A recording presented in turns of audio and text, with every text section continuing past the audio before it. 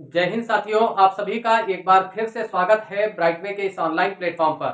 दोस्तों, आज हम लोग जो विषय पढ़ने जा रहे हैं सामान्य अध्ययन का, वो एक बड़ा ही महत्वपूर्ण विषय है। आज का जो हमारा टॉपिक है वो है खेल और उससे संबंधित ट्रॉफियां।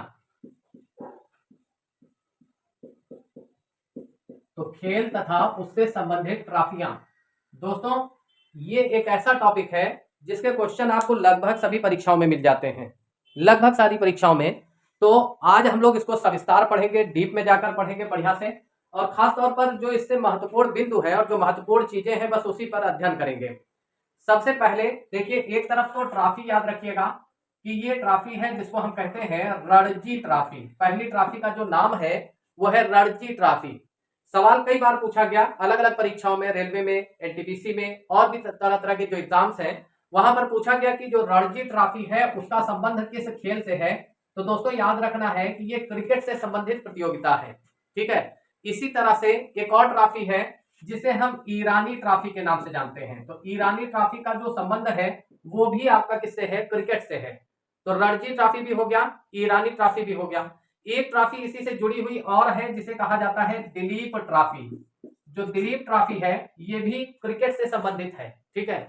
अगली जो ट्रॉफी है उसे कहा जाता है आगा खान कप या आगा खां कप। आगा खां कप। ये जो आगा खां कप है ये हॉकी से संबंधित प्रतियोगिता है।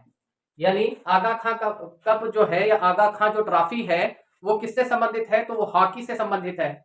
अगली जो ट्रॉफी है उसको कहते हैं ध्यानचंद ट्रॉफी। मेजर ध्यानचंद के नाम पर यह है और हॉकी से संबंधित प्रतियोगिता है। यहां पर हमको दो बातें आपको बतानी है। एक तो ये कि जो हॉकी का जादूगर कहा जाता है वो मेजर ध्यानचंद को कहा जाता है, और दूसरा कि इन्हीं का जो जन्मदिवस है वो 29 अगस्त को मनाया जाता है। तो 29 अगस्त को इसीलिए राष्ट्रीय खेल दिवस के रूप में जो है वो निर्धारित किया गया है। आगे बढ़ते हैं।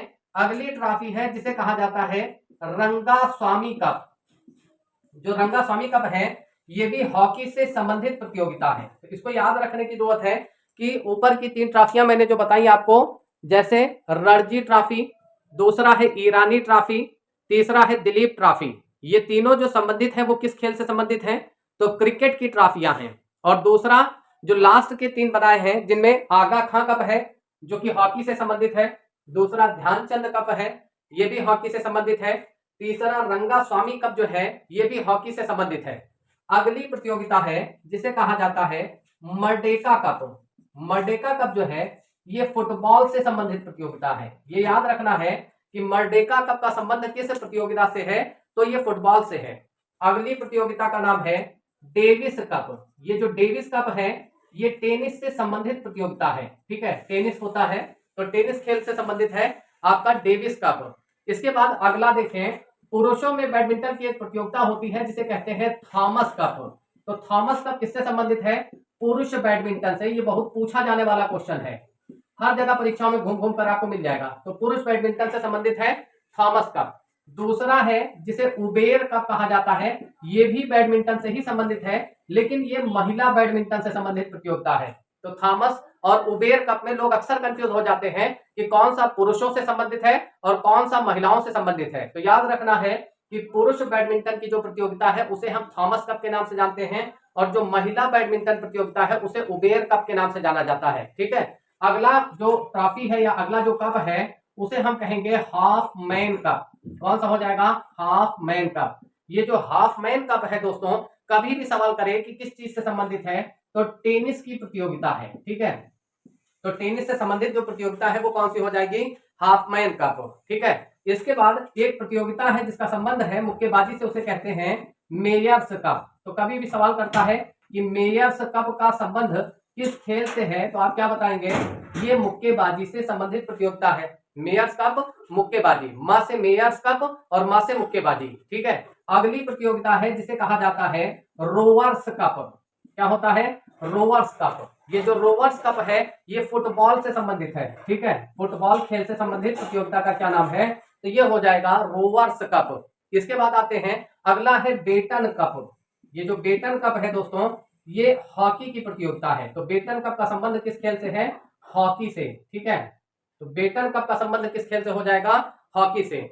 इसके बाद हमारे यहाँ एक लक्ष्मी जी हैं जो पढ़ती हैं, तो इनको हम कह सकते हैं जय लक्ष्मी। क्या कहेंगे?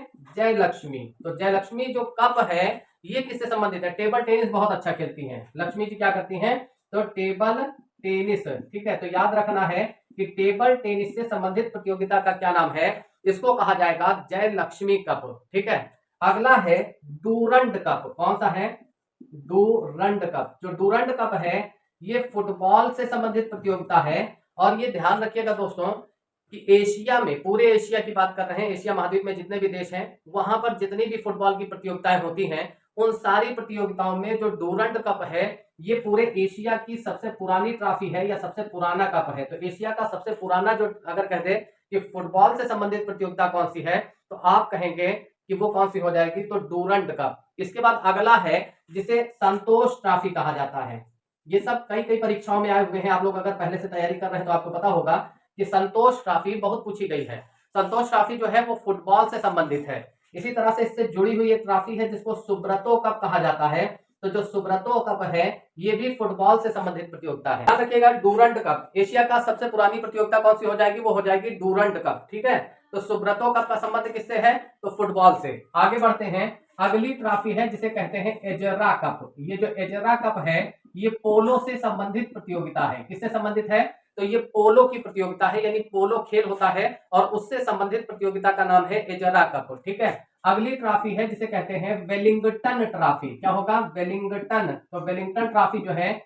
ये नौकायन से संबंधित है। नौका की दौड़ होती है यानी नौकायन हम कह सकते हैं। क्या कहेंगे? तो इसको कहा जाएगा नौकायन से संबंधित प्रतियोगिता है जिसे क्या कहते हैं? वेलिंगटन। Wellington trophy. ठीक है, वेलिंगटन ट्रॉफी। इसके बाद अगली ट्रॉफी है जिसे कहा जाता है डर्बी कप। क्या कहते हैं? Derby cup. ये किससे संबंधित है? तो घुड़दौड़ से संबंधित प्रतियोगिता है। तो डर्बी कप का संबंध किस खेल से हो जाएगा? तो घुड़दौड़ से हो जाएगा। इसके बाद आते हैं वर्धमान ट्रॉफी। जो वर्धमान ट्रॉफी है दोस्तों इसका संबंध किस खेल से है? तो ये वेट लिफ्टिंग से संबंधित है, यानी भार उठाने वाला जो खेल है वेट लिफ्टिंग, तो उससे जो संबंधित प्रतियोगिता है वो कौन सी है? तो वो है वर्धमान ट्रॉफी। ठीक है, तो इतनी बात आप लोगों ने अच्छी तरह से कंठस्थ कर ली होगी। चलिए, तो इसके बाद ये चीज याद रखिएगा कि वर्धमान ट्रॉफी जो है वो वेट लिफ्टिंग से संबंधित है और डर्बी कप जो है वो घुड़दौड़ से संबंधित है। आते हैं अगला कप जिसे कहा जाता है कनाडा कप। जो कनाडा कप है ये दोस्तों अगर कभी भी पूछा जाता है कि इसका संबंध किस खेल से है तो एक प्रतियोगिता होती है जो मैदान में खेली जाती है बड़े से फील्ड में जिसको गोल्फ कहा जाता है। तो गोल्फ खेल से संबंधित है। इसके बाद अगली प्रतियोगिता है जिसे कहते हैं विंबलडन्स। क्या हो जाएगा? तो विंबलडन्स। ये जो विंबलडन्स ट्रॉफी है या विंबलडन्स प्रतियोगिता है इसको कभी भी पूछता है कि किस चीज से संबंधित है तो ये टेनिस की ऐसी प्रतियोगिता है जो घास के मैदान पर खेली जाती है। इसके अलावा एक और है जिसको फ्रेंच ओपन कहा जाता है, फ्रेंच जो है ट्रॉफी कहा जाता है। तो ये जो है ये भी आपका किससे संबंधित है? टेनिस की प्रतियोगिता है। दूसरा है जिसे कहा जाता है फीफा। फीफा का मतलब ये हो गया, ये फीफा फुटबॉल की विश्व की सबसे बड़ी प्रतियोगिता है, यानी फुटबॉल का ओलंपिक हम इसे कह सकते हैं। तो फीफा वर्ल्ड कप जब भी होता है बड़ी मारामारी होती है, बड़ा जबरदस्त जो है कह सकते हैं शोर शराबा होता है, प्रचार प्रसार होता है, तरह तरह के कमेंट आते हैं, पूरा का पूरा जो सोशल मीडिया और पूरा अखबार है वो इससे भर जाता है। तो फुटबॉल की सबसे बड़ी प्रतियोगिता जो है वो फीफा है। इसके बाद आगे बढ़ते हैं, एक शतरंज की प्रतियोगिता है जिसे कहते हैं फिडे चैंपियनशिप। तो कभी भी सवाल करता है कि किस खेल से संबंधित है फिडे शतरंजशिप, तो आप कहेंगे कि इसका जो संबंध है फिडे चैंपियनशिप का वो शतरंज से है। अगला आते हैं आखिरी प्रतियोगिता जिसे कहा जाता है चैंपियंस ट्रॉफी।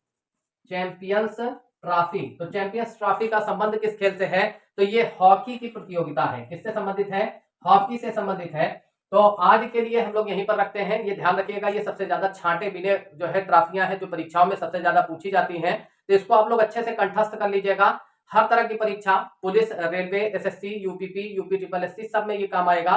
साथ ही साथ अगर आप समीक्षा अधिकारी या पीसीएस की तैयारी कर रहे हैं तो वहां पर भी आपके काम आएगा। और अपना जो पेड बैच चल रहा है जो हम लोग चलाते हैं इस नंबर पर आप इससे संपर्क कर सकते हैं, यानी 7275129052। इस नंबर पर आप संपर्क करके हमारा जो पेड बैच है उसको ज्वाइन कर सकते हैं। अभी रेलवे का जो क्रैश कोर्स चल रहा था वो रिवीजन बैच चल रहा है। इसके अलावा आपका होमगार्ड का बैच बन चुका है, होमगार्ड का बैच स्टार्ट हो चुका है। तो आप अगर आगे जो है पुलिस की तैयारी का जो बैच है वो चलने जा रहा है, आप अगर किसी भी परीक्षा के प्रतियोगी हैं और आप चाहते हैं कि मुझे जीएस भी अच्छे से समझ में आ जाए, मैथ भी इत्मीनान से पढ़ने को मिल जाए, शुरू से आखिर तक अच्छे से समझ में आ जाए और एग्जाम ओरिएंटेड पढ़ने को आ जाए। ये जो भरा हुआ है भरमार जो आजकल का मतलब हर जगह पर सब कुछ दिया जा रहा है, तो वो सब कुछ न देकर बस उतना जितना आपके काम का है उतनी चीजें आपको मिल सके। तो दोस्तों आप जो है हमारे इस बैच से जुड़ जाइए, तो आपको हम एग्जाम ओरिएंटेड क्वेश्चन पढ़ाएंगे और बहुत कम समय में आपका जो चयन है, आपकी जो सफलता है वो आप तक पहुंचाएंगे।